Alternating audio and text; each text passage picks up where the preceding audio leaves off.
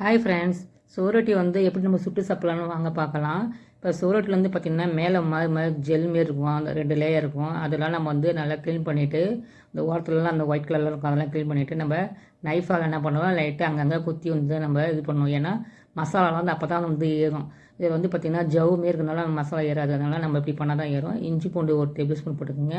மஞ்சத்தூள், மிளகு பொடி, ஜீரகம் பொடி, உப்பு, குழம்பு மிளகாய் தூள் இருக்கு இல்லையா, அதை போட்டு கொஞ்சம் தண்ணி ஊற்றி நம்ம உப்பு போட்டு நல்லா நம்ம பசைஞ்சு வச்சு போகிறோம். ஒரு 10 நிமிஷம் நம்ம வந்து ஊறட்டும். இப்போ வந்து அந்த காலத்தில் வந்து பார்த்திங்கன்னா தாத்தா பாட்டிலாம் வந்து நமக்கு வந்து அவங்க சாப்பிட்டாங்க, நமக்கும் கொடுத்தாங்க. இப்போலாம் சுரட்டி நம்ம சாப்பிட்றது கிடையாது. பசங்களுக்கு வாரத்தில் ஒரு முறையாக நம்ம செஞ்சு கொடுக்கணுங்க. இது வந்து ஹீமோகுளோபின் நல்லா ரைஸ் ஆகும்.